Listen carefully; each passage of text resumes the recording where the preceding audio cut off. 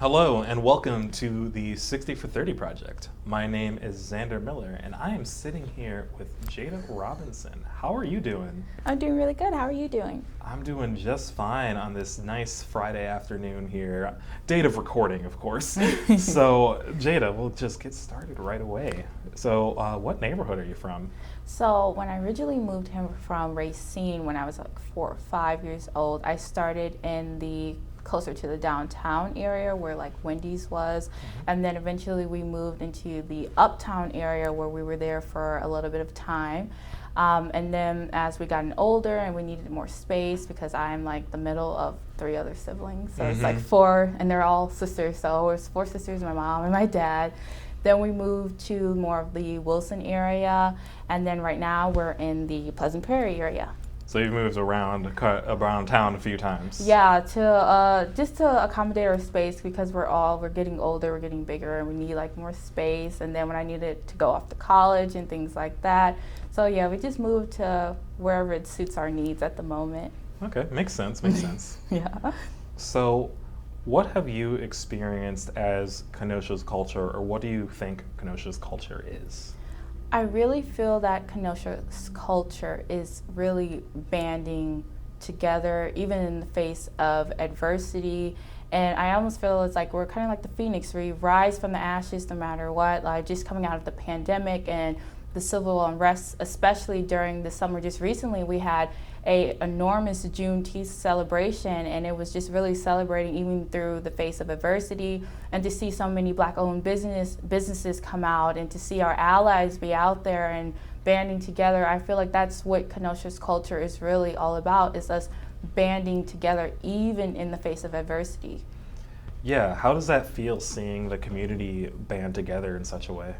It was honestly a beautiful experience, and then to have the opportunity to be crowned Miss Juneteenth, when that's such a monumental part in history for us as African Americans, and to see everyone out there, they're laughing, they're having fun, they're talking, even different races are coming out and they're all celebrating with us. It's a beautiful experience, and it's something I wish that it could honestly we could see more often in Kenosha, because that's what Kenosha's culture is truly about. Yeah, just that banding together, celebrating together. That's what it sounds like. Yes, yes, yes. Like honestly, I feel like we uplift each other a lot of times in this community, and that's what it needs so that we can thrive, and so that the generations that become behind us can thrive, is showing them to uplift each other no matter where you come from economically, no matter where you come from with ethnic rise, just banding together and uplifting each other. Has it always been like that for you? Well, coming from with my mom and my family, like we always work to like make sure no matter what we're going through, that we always create that sense of like stability and knowing that we have, that someone has your back. And even as I went through the public school systems, like of course sometimes it was hard, but there were always like even like allies or teachers who were there who stood with us and banded together. Even as I went and I got to high school, and I went to Harborside Academy, and we noticed that some of like maybe the behavior of the teachers or the students, as the ratio of like, because the ratio of white to Black students in the school, it's very different, and same thing with Hispanic wise. And instead of our teachers and our principals brushing it off and saying, oh no, it doesn't matter, they stood with us, they banded with us. We had a fishbowl where we sat and we talked to all of the staff in our building, and we talked to them about the issues in our building. And our principal was there, our assistant principal was there, our deans banding with us so we can make changes in there. We had a week-long celebration for Black History Month. I was the secretary of the National Spanish Honor Society, and I made sure we created events for the Hispanic community in our school so that they were seen. And I think that's truly beautiful, that when you have people who will stand with you so that the changes that in our community can be made.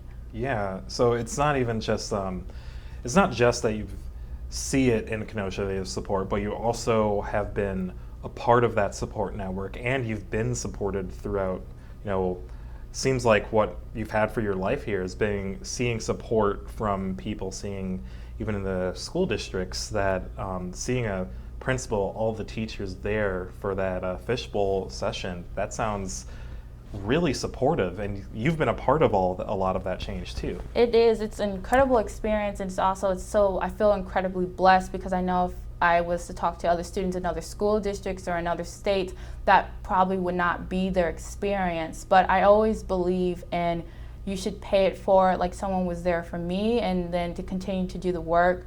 I volunteered in high school. I volunteered with a lot of organizations, and even right now, even though I'm in college, I volunteer with the Mahone Foundation, the Mary Lou and Arthur F. Mahone Fund, and they raise scholarships for kids in the community to go off to college, from full rides to partial scholarships to simple giving like $4,000 for 4 years for a scholarship, because I believe that's what Kenosha does. They look out for one another, they see a need and they fill it, and that's one of the things I honestly love about Kenosha.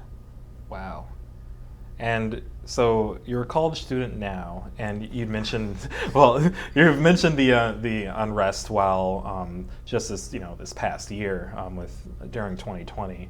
How was it being a college student, and also then watching or seeing or being around the unrest at the same time that was in your hometown? So when I was at college and things like that, and the pandemic hit, and I had to come home, and then the George Floyd situation hit, and I was out protesting, and I talked to, even though I was at home and I was doing virtual learning for performing arts, I talked to some of my other classmates about how like I would be out just doing the Kneel for 9 that happened for George Floyd. And then when the situation happened with Jacob Blake, I had a lot of classmates reaching out to me. There's like, how's Kenosha doing? How is everyone doing? And things like that. And honestly, it was just, for me, it was more of an eye-opening experience that we just have to continue to do the work and continue to push forward. And that's what my mom and I always strive for, just making sure that we continue to do the work. Yeah, and so doing the work, that included talking to your classmates. That did, like they were asking us about like situations, things that they believed happened. I have a group chat with my friends. It's called Black Girl Magic, and we were going over the details of like what was going on in the event, how we could contribute, what are things we could do, what fundraisers were going on with GoFundMe's, things like that, making sure that people were safe, because everyone has the right to exercise their right to protest, but we want to make sure that people are safe and things like that. It was just, I don't know, it's just like a groundbreaking experience to sit there and you're a part of history, to see.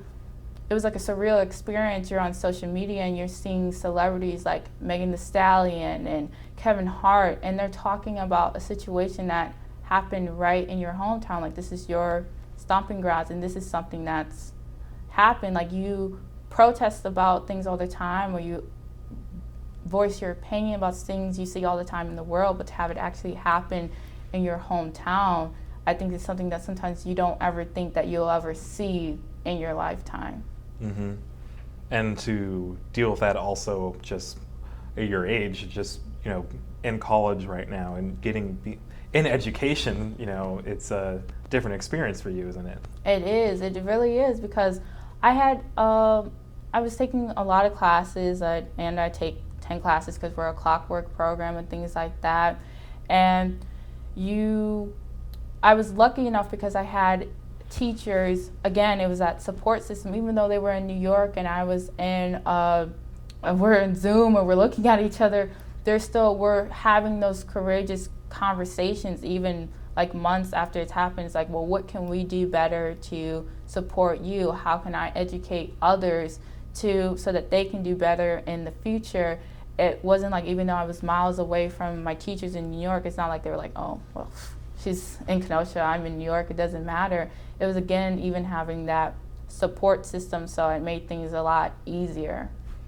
Yeah, it seems like you're able to find your support networks almost wherever you're from, New York, Kenosha, wherever you've moved in Kenosha, whatever school. It seems like support networks have been there for you. Does that seem like your experience? It has been, honestly, and that's why I say I feel incredibly blessed, because I know that's not everyone's experience, but I hope in the future that it can.